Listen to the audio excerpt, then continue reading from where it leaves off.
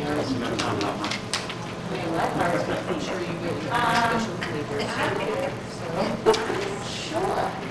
be honest with you, there, because they're going to the BOS, finding it the same way.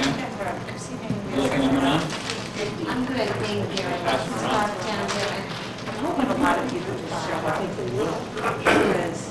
Because you realize that, I was in your neighborhood. see, a lot of people don't realize that it's exact, the town was originally built very close to what you Yeah.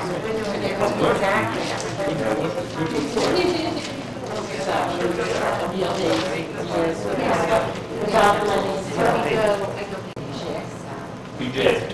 You did good work.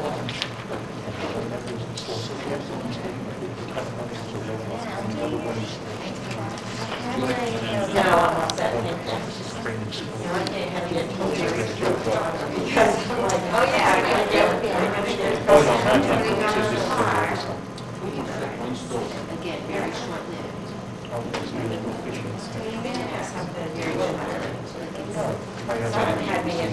You changed that flow, right?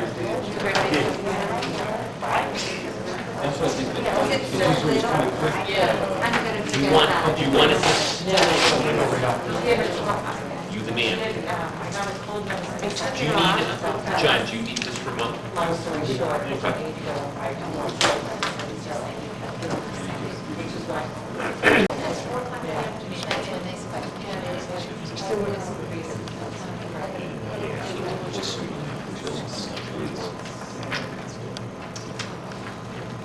Yeah, it's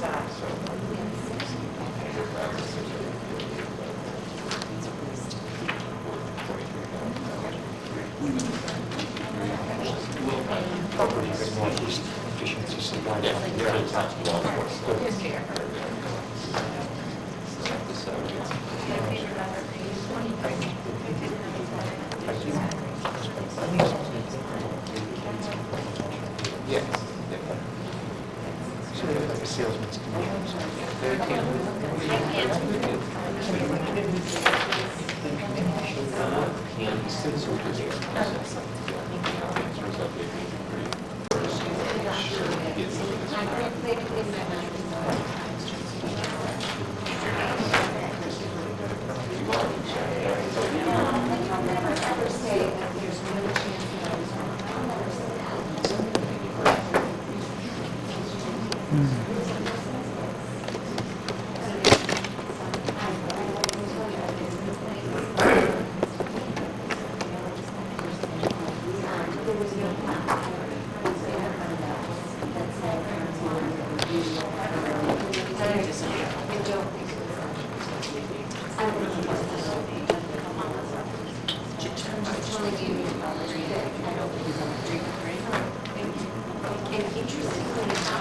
Here's another interesting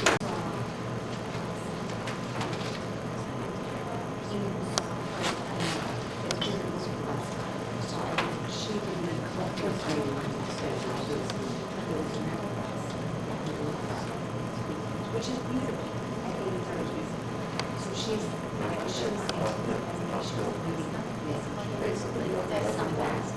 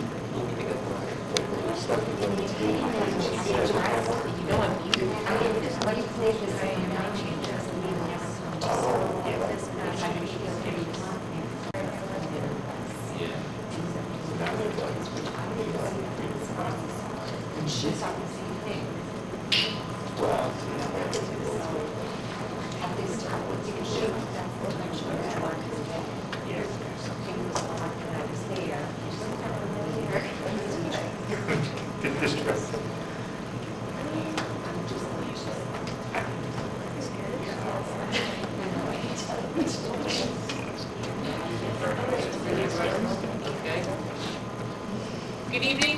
I call this meeting to order at 7:03. Please rise and join me in reciting the Pledge of Allegiance. I pledge allegiance to the flag of the United States of America and to the republic for which it stands, one nation, under God, indivisible. All right, first order of business is to approve the agenda. May I have a motion to approve the agenda? Make a motion, we approve the agenda. Second? Is there any discussion? Hearing none, all those in favor? Aye. Agenda is approved. May I have a motion for approval of the open session minutes of September 8, 2014? I make a motion to approve the open session minutes of September 8th, 2014. Second? Any discussion? Amendments? Corrections, anything need to be? All right. All those in favor, signify by saying aye. Aye. Okay, it's all approved. Are there community comments this evening? Anyone from the public? All right, hearing none, we'll move on to the superintendent's. Thank you. The first thing I have in my report, and I put this in my background notes, we got the remarkably good news last week that our own Alice Gentili, our K-12 art director, and also outstanding art teacher at Munisco Hill Middle School, was named as the 2015 Massachusetts Art Educator of the Year by her professional association, the Massachusetts Art Educator Association. She is very, very active in the association. She's also very active in the National Art Educators Association. Just years upon years, virtually every single level. Outstanding service to the profession, and a lot of accomplishments, not only as a teacher, but also as an artist as well. So kudos to Alice. We'll probably do something at a future meeting, but I wanted to apprise you of that really great news. She couldn't be here tonight because she's actually studying for an exam in a graduate course that she's taking right now. So I think that is just a snapshot. She is a consummate professional and a veteran who's never complacent in her professional practice. So again, congratulations to Alice. Second piece that I have is just an update of where we are in our one-to-one learning initiative. Our department really did a yeoman's effort over the last week or two, and all of the school loaner iPads have been disseminated to the middle school students. He also, along with our IT director, Joe Lakeview, have been working to address the Wi-Fi issue that I pointed out during our last meeting. It turns out we needed something known as a high-capacity wireless controller, which will actually enable our numerous Wi-Fi hotspots to handle up to 8,000 devices simultaneously. So we're going from 1,000 to 8,000 in each of the two schools. So we anticipate structured by the conclusion of this week. As you know, we had a deadline of September 19th, which really was a 3.5-week span for parents to notify us if they wanted any type of change in their iPad plan. So in your background notes, I put the final breakdown. As of Saturday afternoon, which actually was a day past our deadline, we kind of closed the survey, online survey. We ended up with a total of 362 responses. That breakdown is 223 wish to switch to some type of loaner plan, and 139 wanted to continue with their existing plans. Myself, and especially Jay has calculated that the amount of refunds based upon the various plans, and realize some of our parents purchased outright purchases, some did leases and so on. The refunds total $26,791. And as I said back on August 25th, when we discussed this whole issue, the policy was changed. We will be using FY15 school choice revolving account funds for those reimbursements. So what we will do is, really the next step is for parents who've indicated either the leasing program and they want that to become a loaner iPad.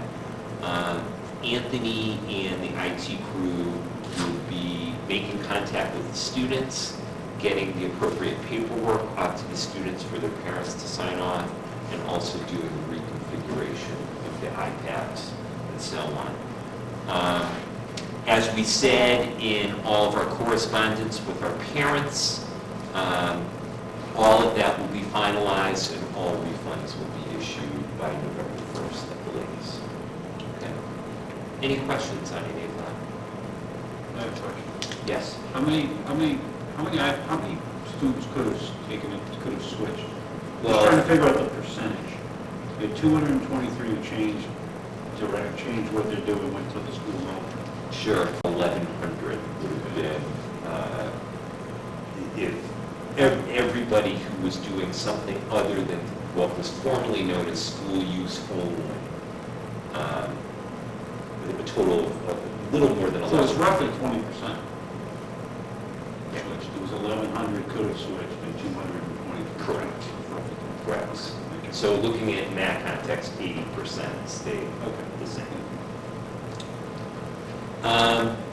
And then last but not least, in my report, you have for the first time, I believe, this fiscal year, the year-to-date report for FY15. Our expenditures are essentially where we would anticipate them to be at this early point in the fiscal year. Jay, is there anything that you'd like to highlight? We don't. Okay. Does anybody have any questions? Okay. That's it.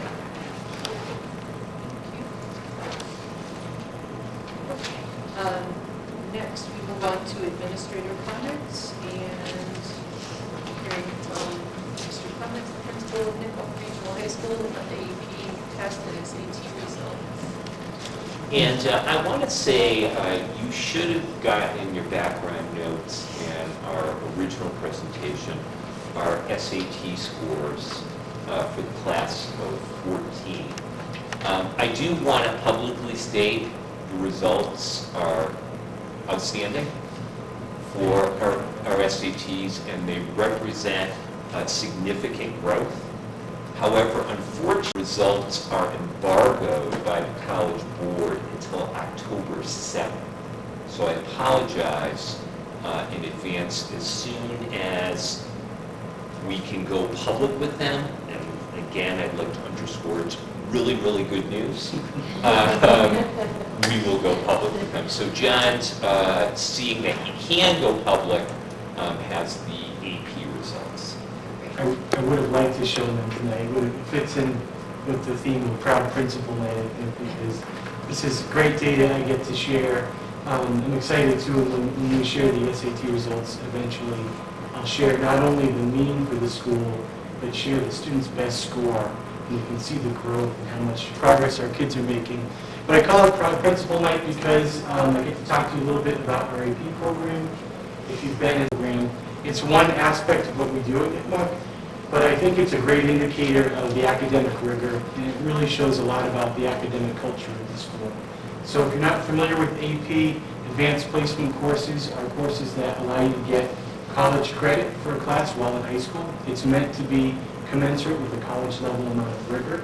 All of our AP courses are audited by the College Board, and they sign off to say that the content is college appropriate. So we've been adding classes over the course of the past few years, and by no means are we at the mountaintop, but this testing year shows that Nipmuc for 2014 has reached a number of milestones that we haven't reached before. So I'm excited about that. We have a lot of growth and still a lot of areas that we can improve. But when I show you some of these numbers, you're going to just be blown away by the. And all of these are on my blog also. And listen, if you're looking for this information, it's there too. So the highest number of kids ever enrolled in AP. We had 176 of our students taking AP courses last year. And the number of tests given was 370, blows away where we were in years past. So more and more kids are taking these classes. The number of students with qualifying scores was 131. So out of those 176, 131 were able to get college credit. And in addition to that, we had 52 of our kids who were AP scholars. AP scholars signifies that our kids were successful not only in one course, but in a combination of several courses. So they have AP scholars with distinction, with honors, and then last year was the first year we had 2 national AP scholars as well, which was pretty cool. So it was Peter Jordan and Jesse. 170 tests given for AP. But what's impressive about that is the 74% qualifying score rate. So if we go back to 2011, look at that data a few years ago when we were just seeing our program grow, also had a 74-75% qualifying score rate, which means we're getting more kids into these classes and they're equally as successful. Part of this has come through the Massachusetts Math and Science Initiative grant, now Mass Insight Education grant, which has helped us to grow our programming. I'll show you how that has happened over time. More courses, taking away the barriers to AP classes. So typically, when I went to high school, AP was kind of the high achievers club. 5 to 10% of the class would have the chance to go in and be, kids who were going to the top-notch 4-year competitive colleges. That's more and more of our students trying to be responsible and encouraging kids to take the courses. AP is not the end-all, be-all, but more and more kids are stepping up to the challenge. So when I talk about high expectations of the kids, and that's one of our core values, I point out this is one of the indicators that they have stepped up to take on those high expectations.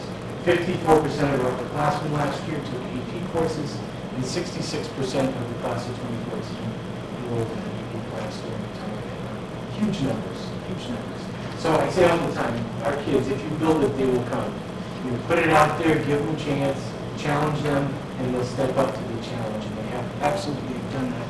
This year it's continued, with more than 50% of our kids taking AP courses who are upperclassmen. And we have AP macro this year, so we have 10 sophomores as well, which is cool. So the culture is filtering down to the lower levels as well. So I'm going to see some that we have some room for improvement. I'm giving you the numbers, but I'm a former English teacher, so I had to put in quotes from the kids as well. I think the numbers tell the story, the data really tells the story, but the kids' quotes are powerful. So at the end of the year, we survey all of our seniors and collect their data and hear what they have to say about a number of aspects of the school. We ask them particularly about AP and what it did for them. You'll see on each of these slides some common themes of rigor, preparation for college, handling high volume work, knowing how to work with peers. So I included those on each of the slides. I won't reference them so much, but I encourage you just to check them out. First one that we take a look at is AP Language and Composition, 11th grade class. This is class taught by senior Mr. Clemens. I call this taller Mr. Clemens sometimes.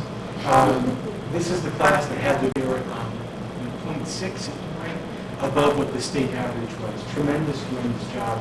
This was a class that when I taught it, I had to pull teeth to get kids to come into it.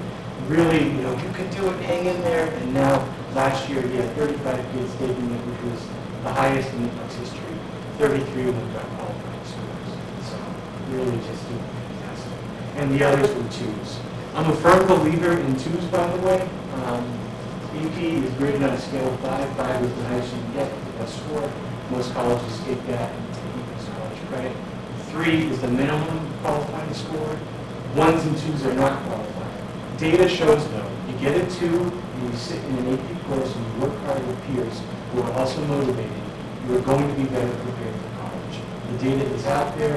When we joined on with the Massachusetts Math and Science Initiative, and I believe it, kids are leaving, and even if they get a 2, those 2 out of 35, I think they are better prepared.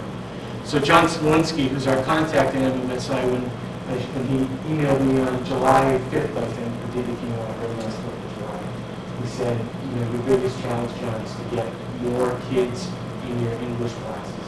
his words, not mine, some of the finest English teachers in the state of Massachusetts. So it was a great compliment from him, considering he worked with so many different schools across the Commonwealth. So two more of those great teachers are Pam Kirka and Chris Evans, who had two sections of AP Lit and Comp. This is a senior class. Again, you can see big differentiation between where the kids are and the state averages. So this was a course that used to have our highest score, but over time, as we've added up now to 16 AP courses, we now are picking APs and other targets. So always looking to keep that going. Next, AP Statistics. This is one of the real success stories of our AP, and a lot of credit goes to Amy Gilchrist, who's our math department chair. Those numbers are tremendous.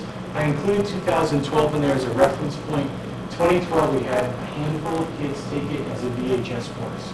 And we were hearing from the scheduling process, give us stats. It's so important when we get to college to have stats under our belt. We didn't have it. We were encouraged by Lindsay to add a new class, talk to Amy, added statistics. We now have 50 kids taking stats, and 2 years in a row, 3.79 average on the test. Amazing numbers for your first 2 years. You expect an implementation dip, you expect to come in low, and then build it up over time. And when Amy jumped in, she was automatically on for being one of the excellence in teacher awards through Lindsay. So Amy took this class, did a great job. She was honored, as well as Ron Cochran, who also took on a new class last year. Ron was one of the AP Excellence teachers. He took on computer science, which, although we think of it as a tech class, is really a math class. Year one for us, we had 9 qualifying scores, which, Ron's used to getting double digits, 5s on all of the AP Calc exams. So I think he wanted to see higher numbers, but as John Smolinski told me, it's a very strong start for this class. It's a difficult curriculum, and he's got a handle on it. He spent 2 full weeks in the summer getting training on AP Computer Science. So we're looking forward to seeing it grow. One of the neat things about AP Computer Science and about this program is typically you see student interest in AP and you have more kids taking it. We jumped in with the AP. This is the first time we taught computer science at the Since then, they've designed a half-year computer science elective, which we will offer next year. And we've added a term of computer science for all sophomores through the fundamentals of that class. So I really feel like Muck is on the leading edge of computer science, which I would guess in a decade you're going to see software design on the campus as a really core math skill to have. So it's coming, and we're looking forward to see that grow. This year we've got 2 sections of AP Computer Science. So again, if you build it, they will come. Ron also is the AP Calc AB teacher, and you can see just tremendous numbers, way over the state average. Ron had 12 5s in his class. Kids really just do phenomenal. They work well, a lot of group work. They're so high, they're offering 2 sections ago this year. So nice to see those numbers grow. AP Biology, this was the first year with the new curriculum. Class that had 75% junior enrollment, so we're beginning to see the changes in enrollment as time goes on. This was typically a senior class, but juniors are now clamoring to get into it. Again, above the state average, Money does a great job working for kids. Come to AP Physics B.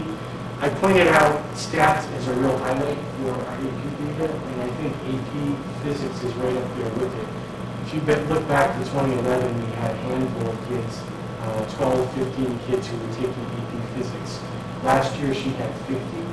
She opened it up so that juniors could begin taking the AP Physics. We have another 15 enrolled courses because the kids did so well and were so prepared as juniors. All 16 of her kids who took it as a junior earned qualifying scores and have rolled over to the AP Physics C. So guidance counselors know the importance of the AP Physics C. It's a kind of class we haven't offered at Dales in the past few years. It is a course that top-notch engineering school is going to look to see as student transfer. So with the Physics C, our kids really differentiate themselves. We've done research on which schools in the area offer physics. It is not a class that is widely taught, so distinguishes it up a little bit. In addition to that, when you add the C, kids have that much more about. They're doing an awesome job. We've seen great growth over time. And she said to me, John, at school, can you talk about my maternity leave in 2012? My score shouldn't have been that into the data and is aware of that. But we're excited to see that. With the AP Physics C, we're also adding a companion course next year, which is Calc BC. So it's the math equivalent of that top level science class. AP Environmental is the class that I think has the lowest average overall amongst the global mean, not necessarily the global. Very challenging test. Had been taught by Tim Powell, now taken over by John Field.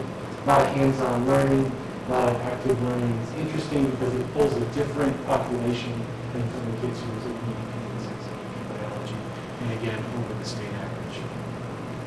Coming to the history, which is where you'll see our biggest area for improvement, both the AP US history and the AP European history, which you'll see in a minute, are classes that are more popular options.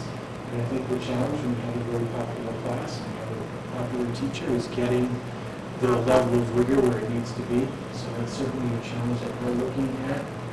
Thankful too for Marine Cummins support and bringing in some help to work with our history teachers this year. As you can see, we're significantly off where we want to be in each the United States history and the AP European history.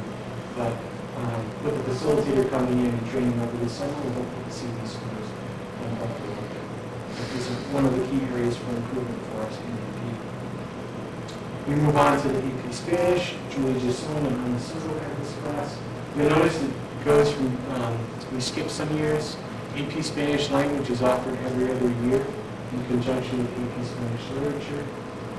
So, number of kids who took this 3.91 average, our highest overall average for any AP test.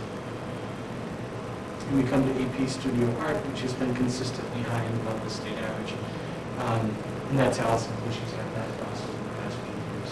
Great job, the data really speaks volume. I also love this quote. It's my favorite quote of all the ones that we received in the student exam review, because it's not about the preparation necessarily, it's not about the rigor, it's about having a chance to take it on the walls of the school.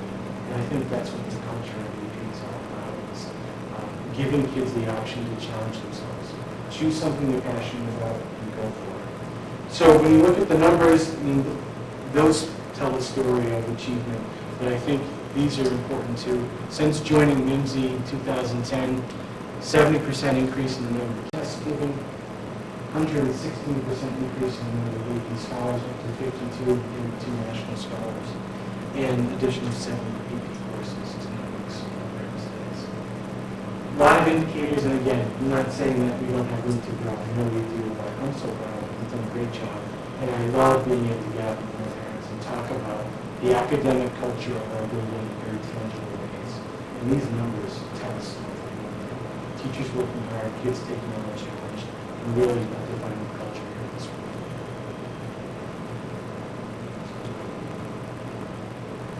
Can you answer questions? I just have a quick question. What's the difference between an AP, A, B, and C? Kept talking about. Sure, so the AB Calc is sort of the beginner level. Calc BC are the kids who are going to use Calc in their major when they're going off to college. Okay. And that's one that they're all approved, but that's like a more rigorous one It is. that colleges identify as. Right. I was the English teacher. I go into the specifics. Very, very similar, the physics B is more of a trig-based physics, whereas the physics C is more of a calculus-based physics. So it's, again, it's commensurate with the calculus BC. Okay, gotcha.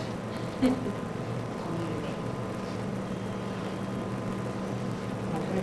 It's impressive, very impressive. It's a lot of credit. Great job. I think when you put it together with SAT data and MCAS and the rest of it, and then just walk. Thank you, everybody. Thank you.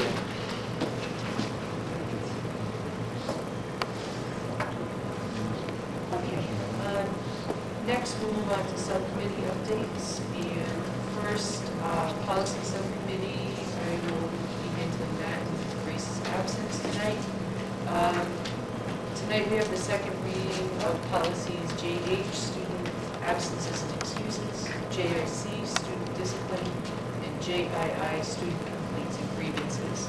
And as you probably recall from the past few meetings we've had, in our first week, last meeting, these are policies that are being updated in accordance with Massachusetts state law and from recommendations of the Massachusetts Association of School Committees. Provisions should be, the legal references have been updated and the language has been cleaned up to reflect state law. Why is the JK as well? I know they said last week that the name change is going to be going for student discipline, student conduct. So is that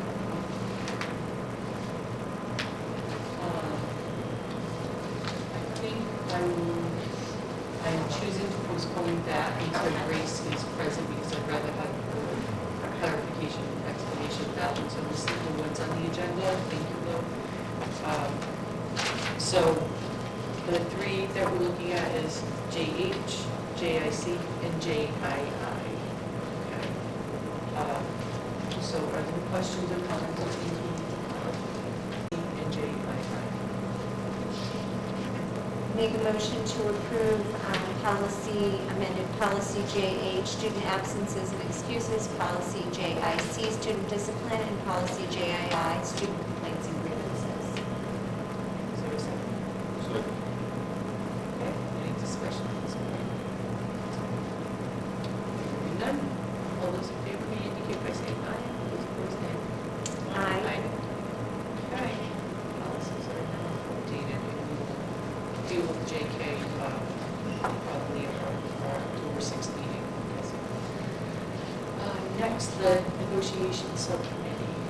Okay, the one remaining association is the Custodians Association, and two additional, and we'll apprise the committee of exactly where we are with that in executive session.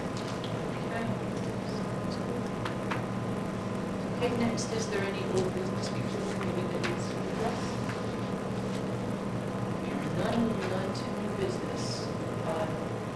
Next, we'll hear about recent energy upgrades and savings in the district. So Jay Meyer and Angel are here. Okay.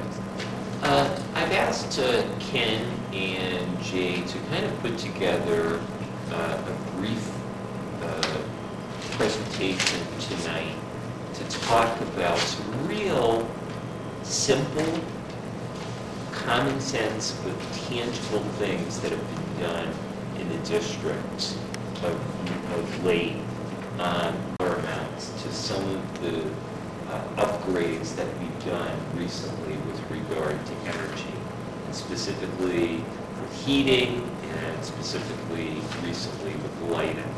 So, Jay, if you want to start. Sure. I'm just going to stay here if that's okay with That's fine.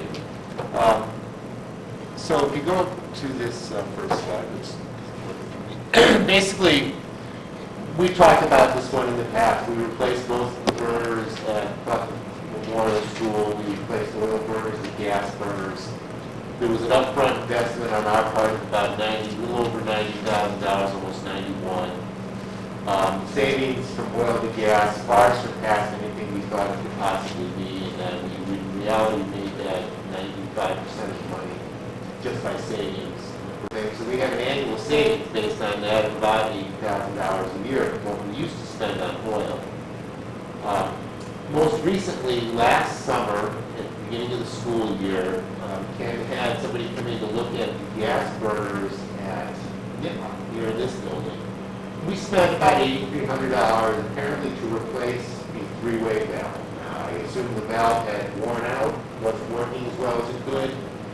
Replacing that valve cut our therm usage by about 30,000 therms per year, and it ended up saving us over $35,000 this year on natural gas in this building. So we thought that was pretty substantial for a fairly, again, a short investment to a long-term savings.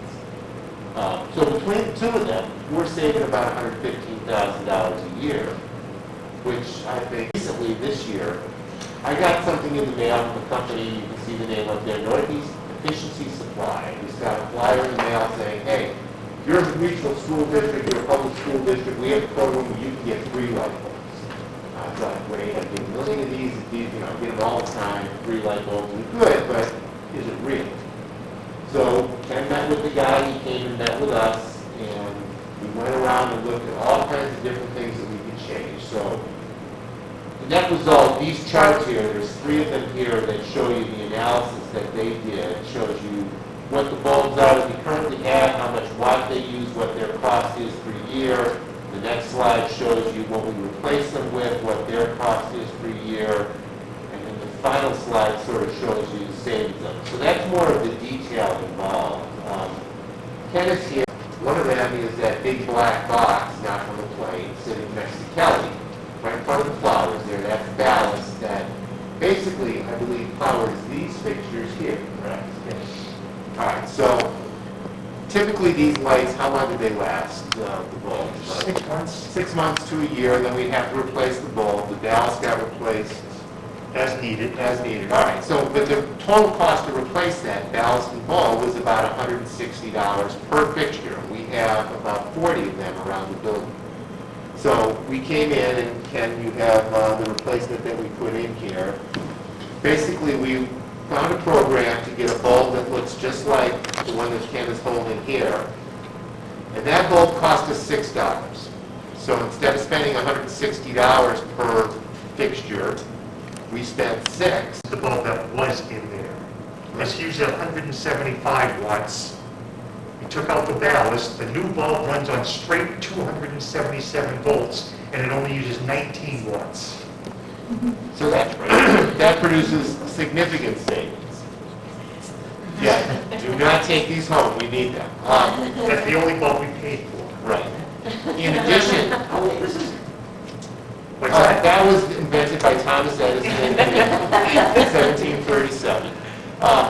In addition to that, all throughout the building, you can see like the fluorescent fixtures you see on the far end of the building, they all have what's called a T8 fluorescent bulb. They have to be replaced as they burn out. Well, we found a program that gave us, I believe, 3,000? 4,000. 3,000. 3,000 of those for free. I like that. That's a good program.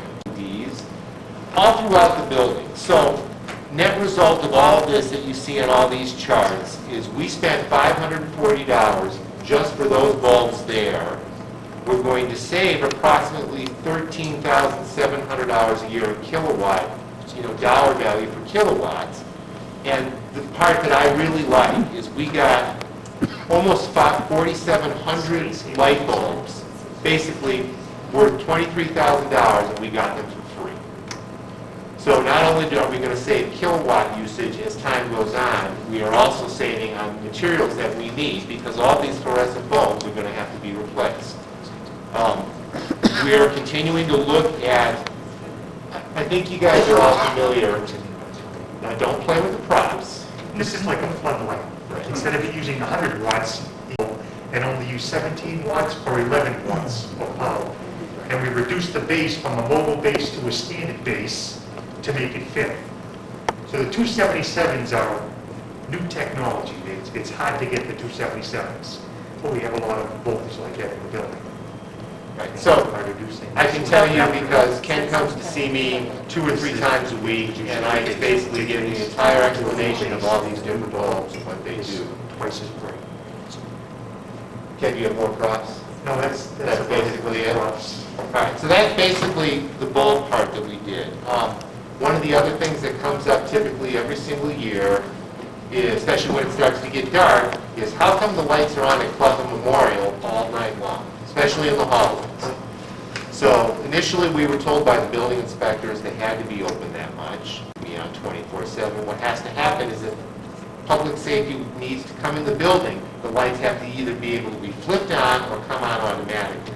So we are now looking and getting some fixtures or timers or motion detectors, something to put in that will get these lights to just shut off when nobody's there and come on when somebody needs to. We originally thought we actually had some fixtures we could get again for free. Turns out they're not quite right. So we're continuing to explore that. We also, around the outside of the building, we have wall pack fixtures. We're looking to replace those with LED fixtures. In addition to that, Bill McHenry is here. I'm going to let Bill speak in a minute. Bill McHenry is, I believe, a member of the Mendon Green Community Group. There's also a similar group in Upton that is just starting out. But we had already changed it at our cost at NIPA, and we're looking to do it at Memorial at some point. This one doesn't have one because the system doesn't work that way. We put in some new timers on hot water tanks, the insulation, we put the roof, all these little things we're continuing to do, including looking for grants to replace the burners here. Bill, could you speak to some of the Mendon Green Community research that they did, and sort of tell them what you went through the process? Would you like me to go through the projects at the same time? Yeah, briefly. Okay, so good evening all, nice to see you. As you might know, the Green Communities Program, if a town signs on to the program, you commit to reduce your total municipal energy consumption by 20% over a 5-year, and we're tracking quite well. When we went to consider adding Clough School to our baseline, to our total picture, you can imagine that's a very large plant in comparison to all the other municipal plants in town. And so that's a big decision because, we got to get some really significant savings to bring Clough on board. And we knew that some big measures had been taken. By the way, luckily, we knew that we'd be able to count the conversion over to natural gas, so that was a big plus right from the go. So I want to jump to this year's grant award and then give you a little bit more of the backstory. Sign up for competitive grants, and they have to be good. The return on investment has to be good, and the payback period has to be pretty strong. The maximum you could get this year was $250,000. Mendon was granted $242,000. That's very strong. 3 projects are for Clough School. One is called a digital demand control. I'm going to give you the biggest picture here first. Digital demand control over the heating and basically air movement. Total cost of that project, $96,000. Annual savings, $10,345. We also have another project, speeds of motors, so instead of having full volume at maybe variable temperature, it allows for variable volume and variable temperature to handle the biggest spaces in the school. Project cost, $94,48. Annual savings, $11,14. We also have a weatherization project that would cost $4,800. Basically, although the building is pretty well constructed, we were able to find some chinks in the armor, mostly in the overhangs, in the doorway overhangs, and in the weather stripping. Anyway, that project would cost $4,800. Annual savings, $435. Total project cost, $110,494, $1,894. Total cost to the school district, 0. Fully funded, all of the Green Communities monies. By the way, Mendon being a green community, we could bring Clough School into our baseline because all Mendon students go to Clough. If Upton joins the Green Communities Project, you could do a similar thing. The regional school district, I believe, will be treated almost as a separate entity. I'm not sure how that will work, but I'm hopeful that we can both bring on Upton as a town, Upton school, and the regional school system as one. So anyway, that's pretty exciting news. 0 cost, $11,894 savings annually to you. Some of them are listed, were listed up there that we applied for funding, didn't get, but we're thrilled to be able to get these 3 big projects and such savings out of them. But I want to tell you a little bit about the process, how we actually got to these projects. I work with, I work for the town of Mendon, but I work alongside Guardian Energy Solutions, and they're like a consultant that comes in, they're pre-vetted, they can arrange for contractors to come in and do these jobs. And so they're very used to walking into a facility, noticing right away what can be done, making suggestions.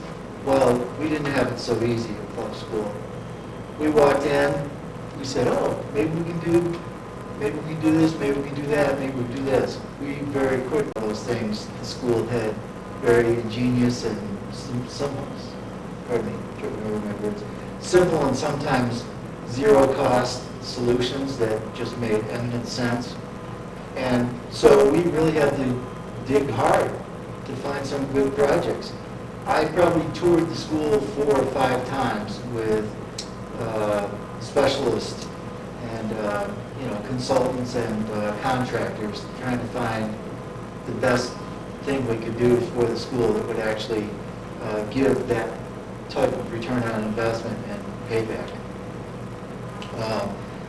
And what we found is that the process that your team has in place over there is like this iterative process of examining what's going on, making improvements, examining the result. We walked in and said, can we do this? And they said, sure, we've done a lot, but you're welcome. If you can come up with stuff, we're thrilled to learn about it. And some of those changes, just to give you an example, are just behavioral modifications. If I remember correctly, we looked at, why don't we change out the parking lot lights? Well, we don't need the parking lights on. Well, why is that? Well, that's because, we just manually control them. And we use the wall packs on the outside, which we've already converted to low energy as part of the security program. Very simple. If you've got the people that can do it, and you train them and they're all on board, much more effective than spending a lot of money changing out lights. There were manual overrides on some of the systems that just made perfect sense. No need to have. So I just want to, basically applaud your team and say that, although we had to dig hard, we came up with some really great projects, and we're very thrilled to accomplish these for you. I'm really hoping that we can get the 2 big ones done before the heating season to capitalize on all the savings, even this fiscal year. And I'm targeting to have everything finished by at least by February, but hopefully much sooner. Thanks. Anyway, so, the bottom line is, what I think the message we want to get across to everybody is that we constantly are looking for ways to be more efficient, to be energy efficient. To me, it's great that all the community and the whole, kind of broad, we all think green and all that kind of stuff. I like the part where everything that Bill talked about was free, so we didn't have to put money out to gain savings. We have light bulbs for free, and that's always a good price to me. It's one of the best ones, my favorite price, actually. We're continuing to look at stuff. I mean, all the stuff that we're talking about, we probably are saving around $150,000 a year on energy costs. And we're continuing to look. I mean, we're really looking forward to Upton becoming a member of the Green Communities Program, because I think that can do something else. If there's a way we can get Mendon-Upton and MISCO into this program, even if we have to create our own green community, then it's something we're going to look at, because in reality, the 2 buildings that are the oldest are Mendon-Upton, especially MISCO, is we wanted to change all the unit ventilators with an electronic control system instead of a pneumatic control system. MSDA rejected that. It was about a $2.5 million project. It really would have made the building much more efficient. Unfortunately, we don't have $2.5 million, so it's something that we're thinking about, but maybe we can do something with the grant program in the future that will help us with that. Are there any other questions? I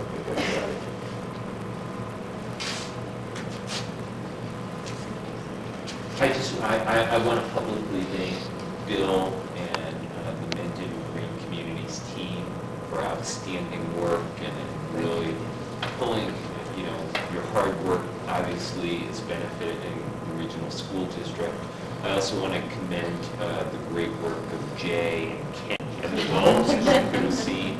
But I think it was important tonight to bring this to the fore in a real tangible way, that the little things do make a difference. My only criticism of this whole thing, those are horrific slides. God bless you though, Jay. I gave it to you to review. You could have taken it. But I would urge the committee members Look at it. to look at those, and we'll post these up on our district Facebook page, so maybe our viewers or our parents or community members, when you're talking about taking something like a 150 or a 200 watt bulb and it now going down to 17 watts, it makes a huge there. I think it says the underneath 17 watts, it talks about the life of the bulb. Oh, yeah. 25,000 hours. Okay. That's a long time. And I know some of them actually, it's phrased in years. Yeah, 22.8. 22.8 years is the life.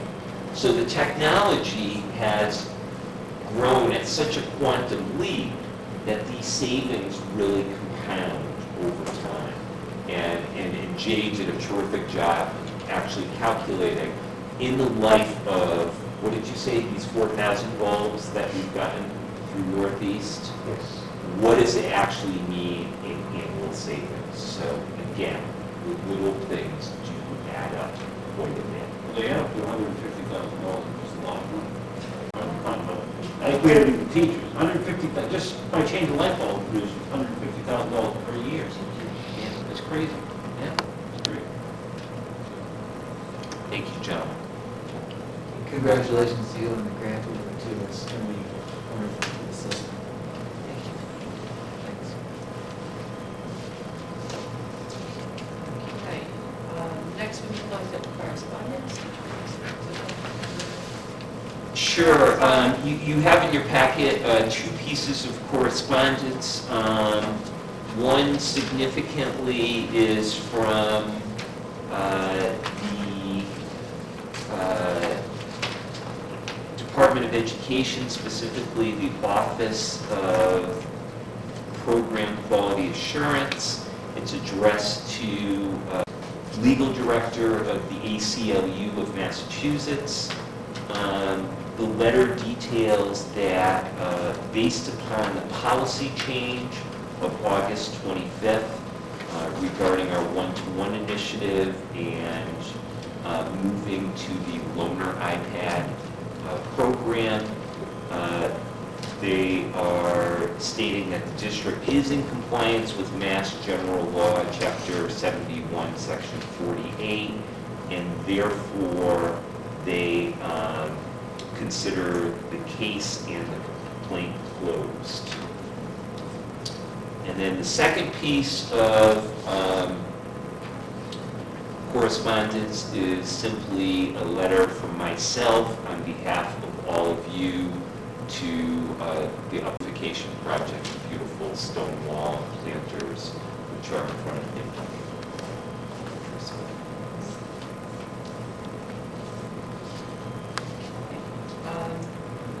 We have one matter not anticipated by the committee within 48 hours of the first meeting. Sure, I'd like to bring to your attention, this is an issue that speaks to Mass General Law, Chapter 268A, Section 23B, and also our Mendon-Upton Regional School District Policy, GBEA, which is entitled Staff Conflict of Interest.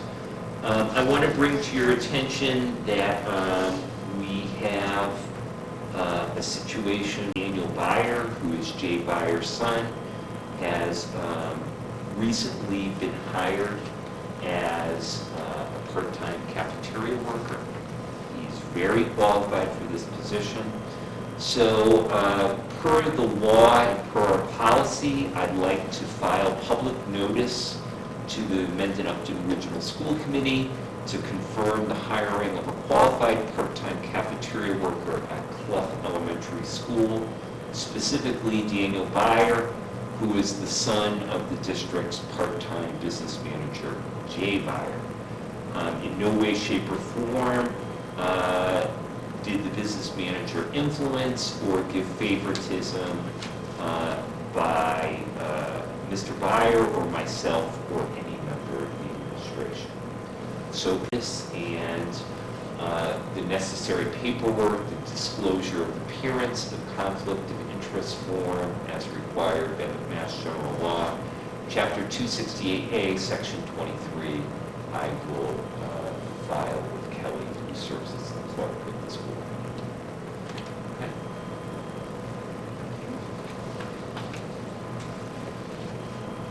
All right, moving on to future agenda items at this point. On October 6th, we'll have the review and approval of school improvement plans. And October 20th, the district 2014 MCAS results and accountability report. Are there any other matters that you wish to bring up at this point? Okay. So we are ready to adjourn. May I Sure, I'll make a motion to roll call to executive session pursuant to MGL Chapter 30A, Section 21A, Exemption Number 3, to discuss strategy with regard to collective bargaining with the Mendon-Upton Regional Teachers Association and the Mendon-Upton Custodians Association, because doing so in open meeting would have a detrimental effect on the bargaining position of the committee. The committee will not be returned to open session. Is there a second? Second. Any discussion? All right, hearing none, we may commence the roll call vote. Chris Russo, aye. Lee Martin, aye. Diane Duncan, aye. Mayor Martin. The meeting is adjourned at 7:55. Thank you.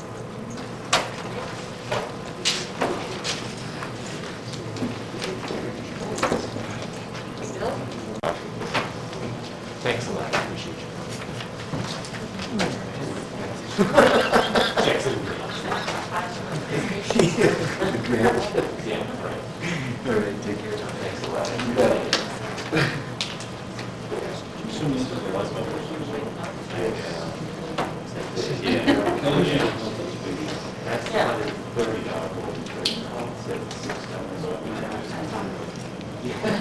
Here, this is.